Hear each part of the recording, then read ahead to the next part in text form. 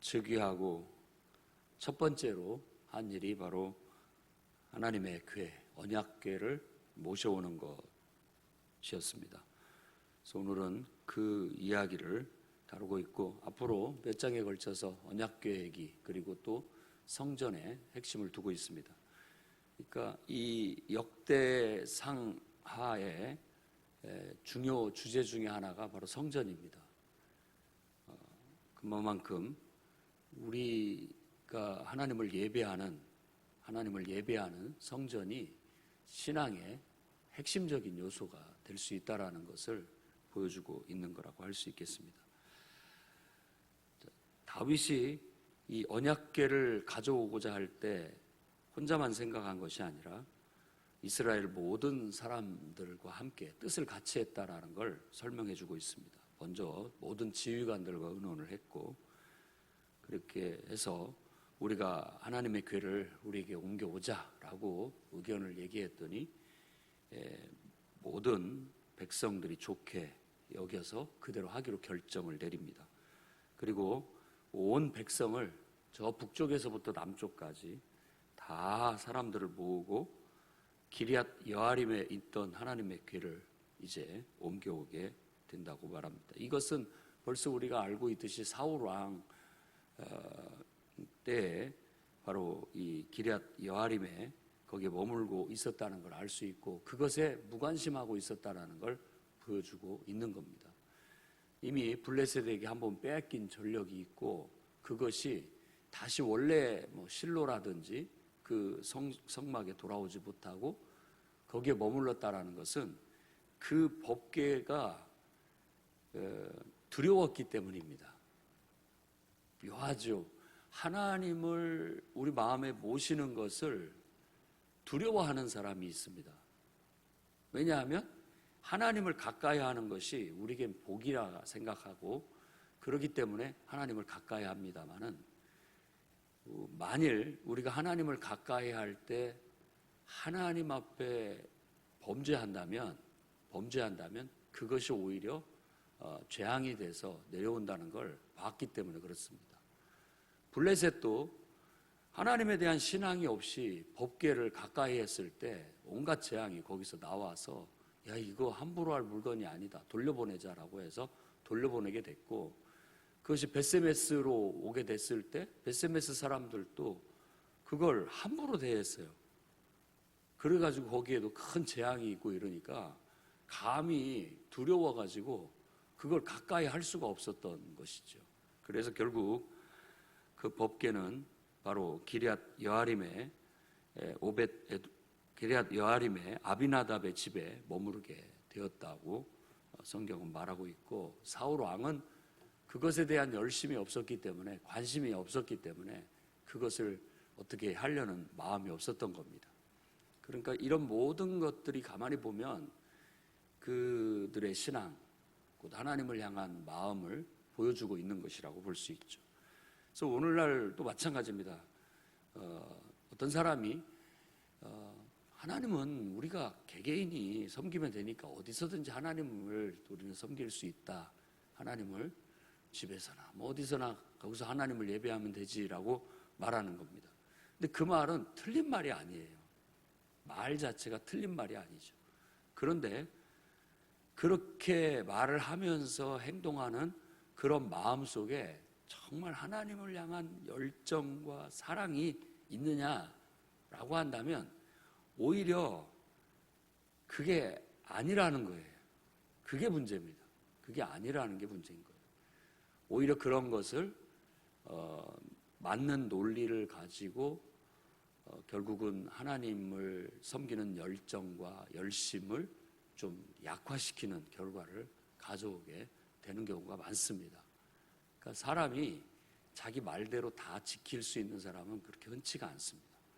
그래서 하나님은 이 세상에 이 시간과 공간과 물질이 존재하는 세상 속에서는 항상 어떤 장치를 통해서 사람을 붙들어 둬야 그나마 흉내라도 낸다, 그렇게 어떻게 볼 수가 있다라는 거예요. 인간이 눈에 보이지 않고 또 실질적으로 이렇게 감각하지 않고 뭔가를 하지 않으면 이상하게 해이해지고 이상하게 멀어지고 이상하게 뭐 어떤 그런 작용들이 일어납니다. 그러니까 나는 안 그럴 거다라고 분명히 얘기합니다만은 그렇게 호언장담을 하는 사람들도 10중 8구는 되게 그렇게 되게 돼 있습니다. 그러니까 사울 왕이 하나님의 법궤에 대해서 관심이 없었던 것은 그의 신앙의 정도를 어떻게 보면 가늠해 볼 수 있는 하나의, 완벽한 건 아니지만 하나의 도구가 될 수 있었던 것이죠. 반대로 바로 이 다윗이 이 하나님의 법궤에 관심을 두고 이슈화해서 모든 사람들의 마음을 하나님의 법궤에 쏠리게 하고 그 법궤를 모시게 하려는 열심을 가지고 있었다는 걸 알 수 있습니다. 그게 바로 열심인 거죠. 그러니까 우리도 집에서 얼마든지 예배할 수 있고 또 하나님께 기도할 수 있고 신앙생활을 뭐 교회 아니고도 얼마든지 할 수 있다라고 말하지만 교회에 갈 수 있고 또 교회 가서 예배를 드릴 수 있고 또 교회를 중심으로 해서 사역을 할 수 있음에도 불구하고 안 하려는 구실로 그것을 내세운다는 건 말이 안 되는 거예요. 그렇죠. 오히려 우리 스스로를 좀 더 약화시키는 결과를 가져오게 될 거예요. 할 수 있을 때는 하되 그러지 못할 때는 어쩔 수 없이 한다라는 그런 마음, 언제든지 기회만 있다면, 언제든지 길이 있다면 적극적으로 나서서 우리는 하나님 앞에 나아갈 것이다라는 그런 신앙의 태도를 이 이야기 속에서 배워야 될 것입니다.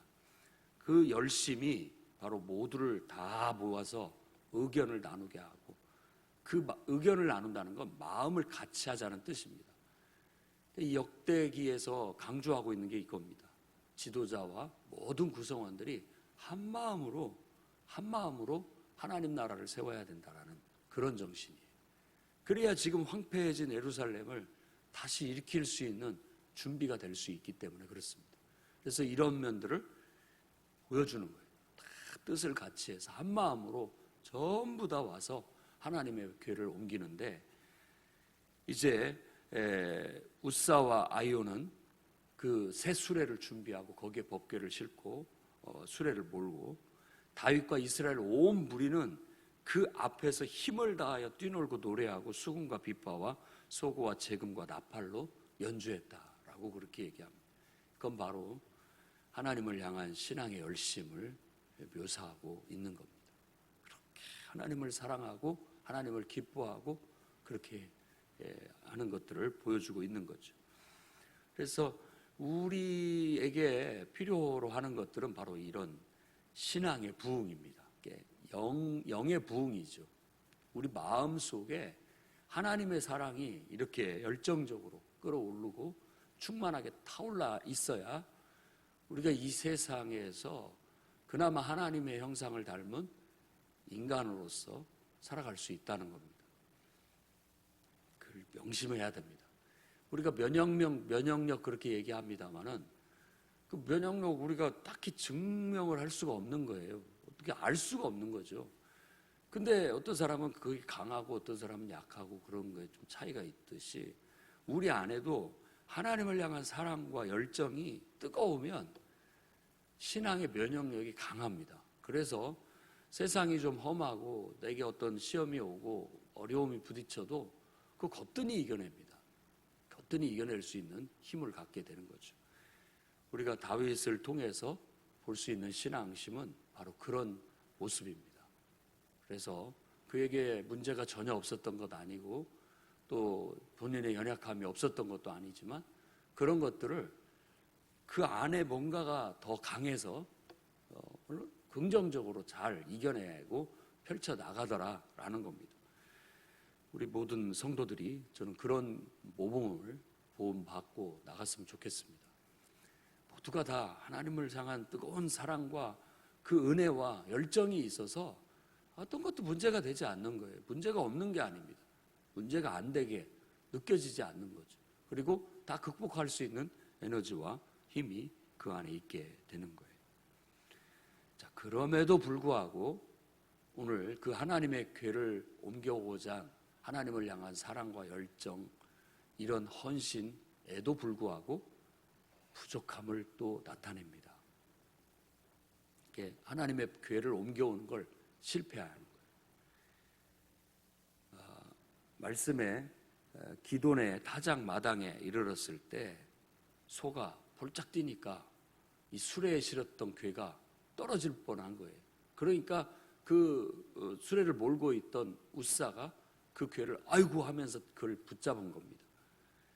그랬을 때 하나님의 진노가 그에게 내려 그가 몸이 찢겨 죽었다고 성경은 말합니다. 그런 일이 그 막 잔치 분위기 속에서 막 너무나 기쁘게 하고 있는데 이런 불상사가 벌어진 거예요.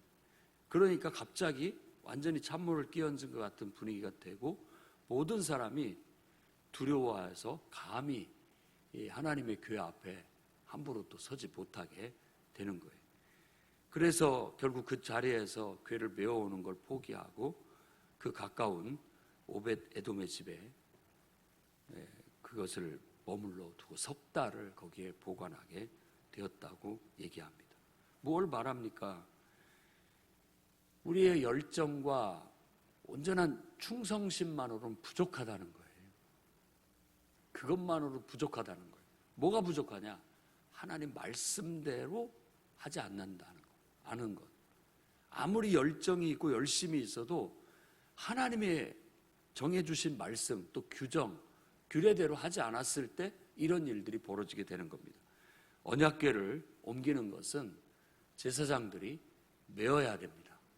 이 막대기로 양쪽에 고리를 끼워서 4명이 우리 보면 가마꾼이 가마 매듯이 메어서 옮겨야 되도록 말씀에 명시가 되어져 있는데 그걸 수레에 싣고 옮기려다가 이런 큰 불상사를 겪게 된 겁니다. 이런 것들을 통해서 우리가 배워야 할 것은 그렇습니다. 하나님을 섬기는 것이 우리 좋은 대로 우리 편한 대로 섬기면 그 온전한 것이 될 수 없다. 그냥 내가 하고 싶은 열심과 내가 하고 싶은 충성심이 아니라 하나님 말씀에 합당한 태도와 하나님 말씀의 온전한 방식대로 하나님의 방식대로 우리의 열심이 충성심이 거기에 맞아 들어갈 때 온전한 능력들이 나타날 수 있다는 걸 가르쳐주고 있는 것이죠.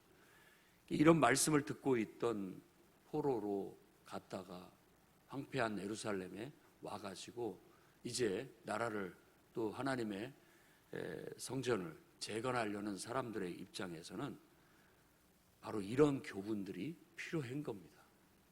그러니까 어설픈 신앙이나 하나님의 방법이나 하나님의 말씀을 알지 못하는 가운데 너무 섣불리 달라들고 섣부른 성숙되지 못한 열심으로 너무 했다가 오히려 되려 하나님의 치심을 받을 수도 있다는 것을 경각심을 불러일으키는 것이죠. 이러면서 어떤 사람은 부정적으로 생각해서 하나님께로부터 물러나갈 것이고 어떤 사람은 하나님에 대한 경외심이 더욱더 끌어올라서 하나님을 더 섬기는데 더 온전한 모습을 겸비하게 될 수 있게 된다는 겁니다. 그러니 여러분은 꼭 후자가 되시기 바랍니다. 하나님을 향한 열심을 냈다가 이런 일을 당했을 때 우리의 열심이 뒤로 물러나서 석 달만큼 뒤로 물러나 버릴 수가 있습니다. 다 대부분의 심리는 그렇죠. 내가 하나님 앞에 그렇게 열심을 냈는데 왜 이런 일이 벌어지느냐라고 생각을 하는 거예요. 자기가 자기 열심을 하나님 앞에 냈다라고 자기 공로를 이렇게 내세우는 거죠. 그러나 한 석 달만 생각해 보십시오. 곰곰이 생각해 보면 내가 하나님의 방법대로 하지 않아서 그게 문제가 됐구나 라는 걸 깨닫게 되는 겁니다. 열심도 중요하지만 하나님의 방법으로 해야 된다라는 것도 무엇보다도 중요하다. 그래서 하나님을 섬기는 건 쉽지 않습니다. 쉽지 않다라는 말은 내 마음대로 해서는 안 된다라는 거죠. 쉽지 않다. 오히려 단순하게 하나님의 말씀대로 하겠다라고 마음을 먹으면 쉬워집니다. 쉬워져요. 자꾸만 여러분들의 생각과 여러분들의 마음 하고 싶은 대로 하려고 하는 것들이 오히려 더 굽어 돌게 하는, 더 멀어지게 하는 원인이 될 수도 있다는 걸 기억해야 되겠습니다.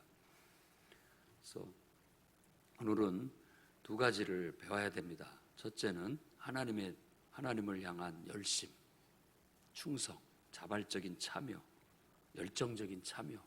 이것은 정말 하나님의 나라를 이루고 하나님의 역사를 이루는데 없어서는 안 될 모든 구성원들이 가지고 있어야 할 정신이다라는 겁니다.